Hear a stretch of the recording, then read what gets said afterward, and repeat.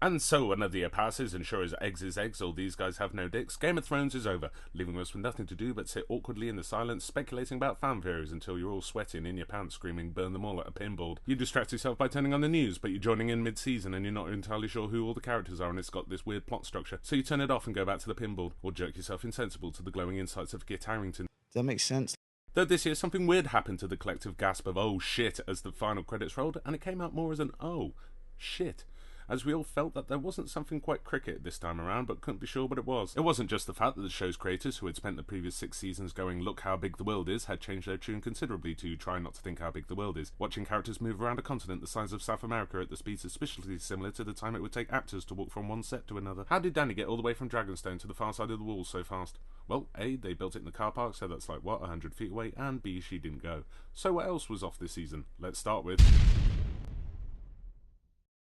Well, hang on, we'll get to her. Remember Jaqen, the mysterious faceless man turned only person who seems to work here? He had his own music cue, he was so interesting.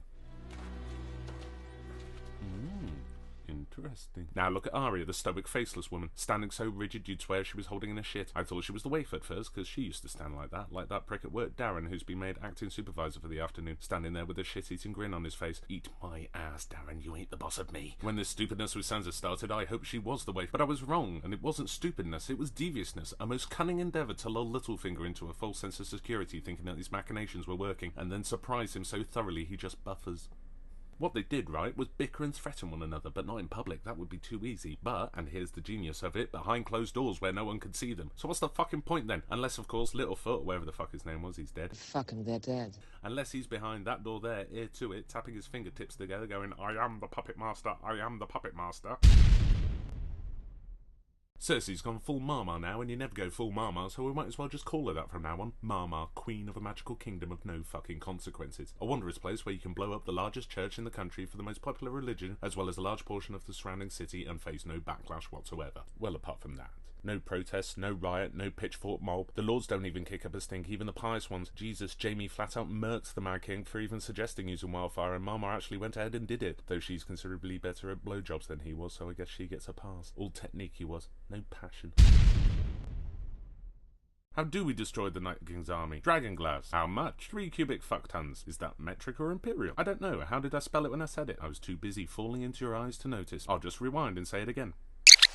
Tons. Oh, it was metric. Turns out we only need 1 dragonglass arrow. What? Yeah, we just have to kill the Night King and everyone else falls down. Like the aliens in Avengers. Like the aliens in Avengers. That seems convenient. Yes, it does. Honestly, I thought it was strange it had never come up before. I know, right? So strange. So strange.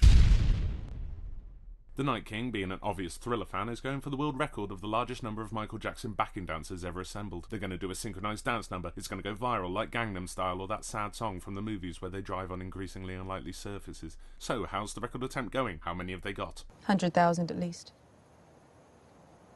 100,000? Is that it? Haven't you been at this for 8,000 years? That's 12 new dancers a year. What was Hard Home, a particularly productive casting call? Yet it fell in less than a bloody minute. I've had bowel movements that have lasted longer and were potentially more destructive. I couldn't help but feel underwhelmed by the fall of the wall. Foreshadowed for 6 seasons, yet ultimately it seemed that if they had just got 10 blokes with hairdryers set to hot jet, we'd have probably got the same result. But hey ho, the wall's been breached by a dragon that fires blue flame now, because we all know how dragons are sticklers for colour coordination. Farewell, nameless people. We never knew you. I know they were just at Hard Home, which is so close to Eastwatch you could probably piss on it from there, but that was 20 episodes ago. What they've been doing, practicing their dance routine. They could have easily made it to, oh, I don't know, Castle Black, a place we know, filled with characters who have names and we care about. You know, just some place we give 2 shits about.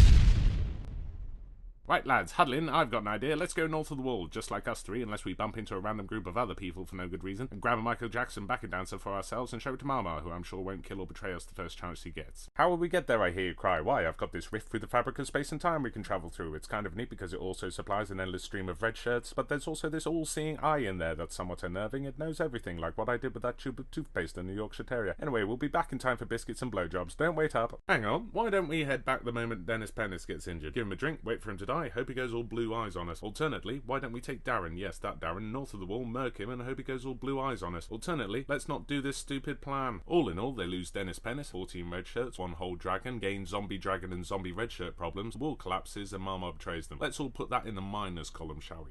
And the plus? Jaime? There'll be moments this season that feel like the showrunners are bored of all of this and want to get to their ill-advised Confederacy drama, shortening the number of episodes in a season and barreling through events less like an adaptation but more like a Cliff Notes version of a book, vomiting spectacle at your face in such quick succession you don't have time to pick the bits of half-digested carrot out of your eyeballs. So how fast have things gotten? Let's see. The Hound and Arya go from the Crossroads to the Twins to the Eyrie, 800-mile trip, travel time 12 episodes. Brienne and Jaime go from the Riverlands to King's Landing, 400-mile trip, takes 14 episodes, and his special gal. The Army of the Dead go from Hardhome to Eastwatch, 300 miles that slow zombie march, takes 20 episodes. Jon goes from Dragonstone to Eastwatch and half a day's trek beyond the wall. Gendry runs back to Eastwatch and sends a raven to Dany. Dany sets out but realises, keys in hand, that she needs a shit, so goes back inside, deals with that, and sets out again. Flies to Jon beyond the wall, drags it back to the wall, whole trip, roughly 6,000 miles. Time taken? 1 episode, and the last 5 minutes of the previous one.